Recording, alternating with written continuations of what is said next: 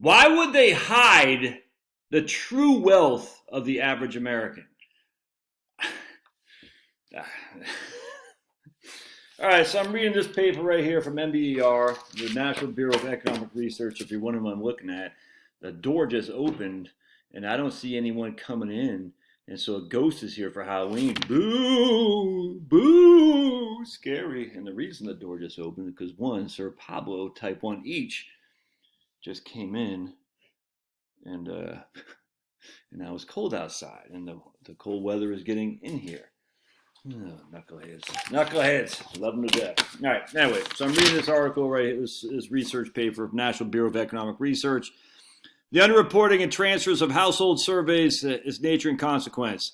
And this is from NBER, Cambridge, Massachusetts, Dateline, July 2009. And you're like, but Josh, that's old. Nah, dude, it ain't old, trust me. How do I know it's not old? Social Security still won't reference anymore the Consumer Population Survey from the Census Bureau. Why?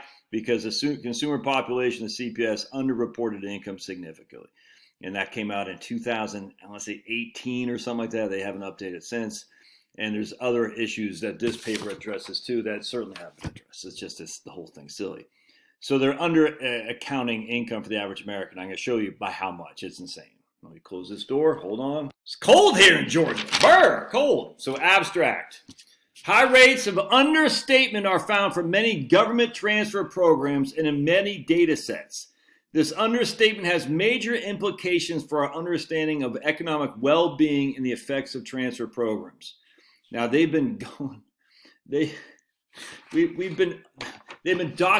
the understatement of income for decades. We're going to go to the introduction. First, underreporting of benefits leads analysis to overstate the dispersion of the income distribution of the retirement of the entire population of various demographic groups, such as the aged. And we can talk about the income, what do they say, the income discrepancy? No. Whatever it is, the income, a lot of rich people, a lot of poor people. I can't remember. They call that something, you know what I'm talking about. But right here again. Underreporting of benefits needs analysis to overstate the dispersion, the income inequality, that's what it is, of the income distribution of the entire population or over various demographic groups such as the aged, i.e. retirees. For example, the official Income and Poverty Report for the U.S. Census Bureau provides such statistics. Again, income inequality. The current population survey. The current population survey is what? The data set for the official U.S. statistics on income. All right, let's keep going. We calculate reporting rates in 5 large household surveys that are approximately random samples of the entire non-institutionalized population. All right, the right here. Income from the CPS are the source of the official U.S. poverty rate and income distribution stats.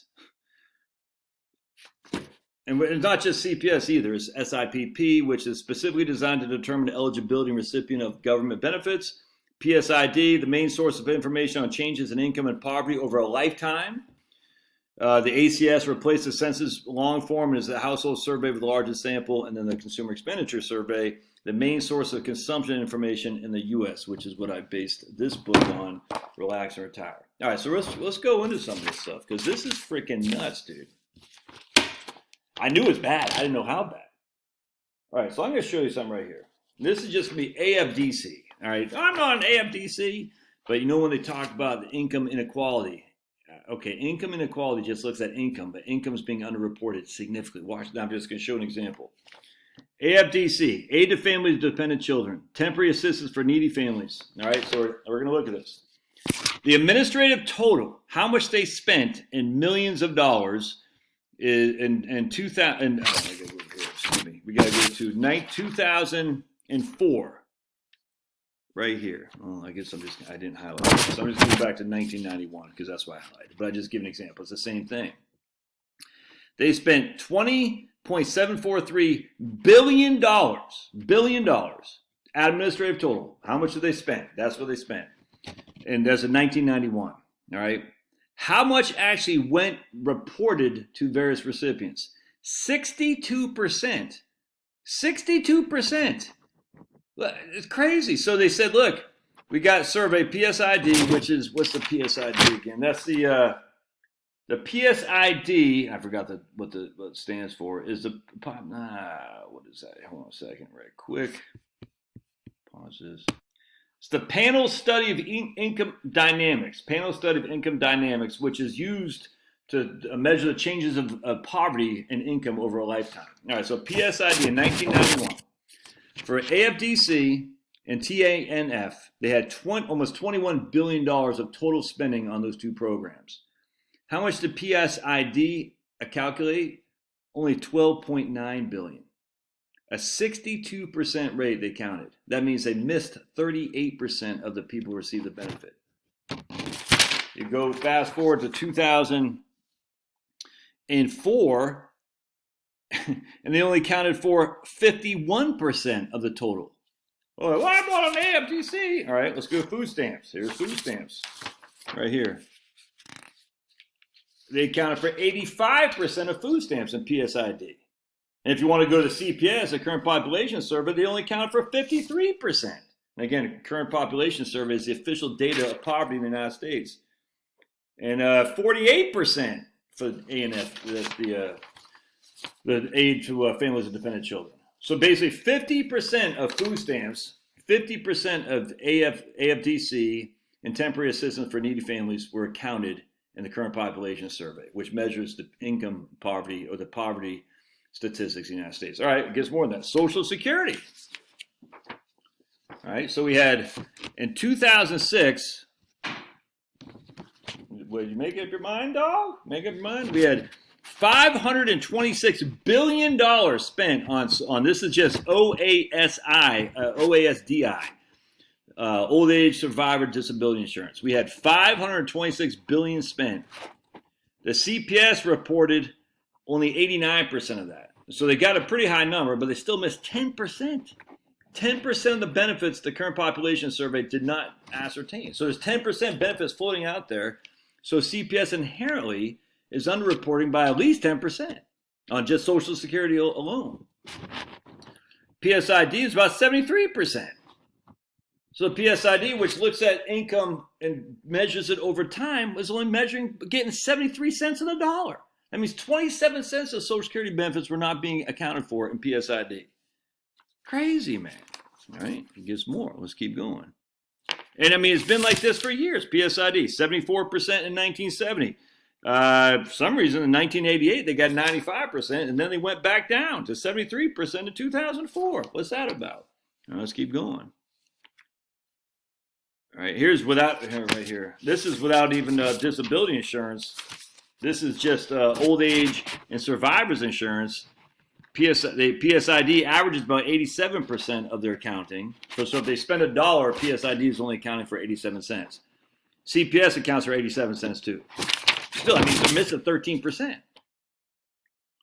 Here, and then disability insurance, they're measuring pretty good. 94, 95% of disability. All right, let's keep going here. You ready? Supplemental security income, SSI. Supplemental security income. That's not what your Social Security gives you. That's what you get if you're poor. It's not very much, but even here. All right, SSI. PSID only accounts for 63% of the dollar spent. CPS only accounts for 75% of the dollar spent. Unemployment insurance. CPS only accounts for 67% of the dollar spent. PSID, man, it's all over the place. Only 73% on average. Workers' comp. PSID only accounts for 35% of workers' comp. CPS, 50% of workers' comp. EITC, Earned Income Tax Credit. Only CPS does this. PSID doesn't do Earned Income Tax Credit simply because it's measuring poverty statistics as a CPS. They only account for 82% of EITC. On average, it's about 72%. 82% is in 2000. Most recent, in 2006. On average, it's 72%. I mean, I guess that's it. Hold on a second. Hear these numbers. Then you see the video I just did yesterday on they've been lying to us about income for freaking decades, man. You know, these are not known. Everyone knows this. Well, everyone who has a freaking brain, to think and actually say, these are Northwestern studies. You guys from Northwestern, the other guys from, I think, Harvard or something like that. These aren't freaking shrinking violets in their basement dwellers like me. Notre Dame, Northwestern, University of Chicago. I mean, and nothing's being done, and everyone's acting like America's so poor, poverty riven. And people are like, how do people have all this money? Well, because they're not reporting it relative to the income they have.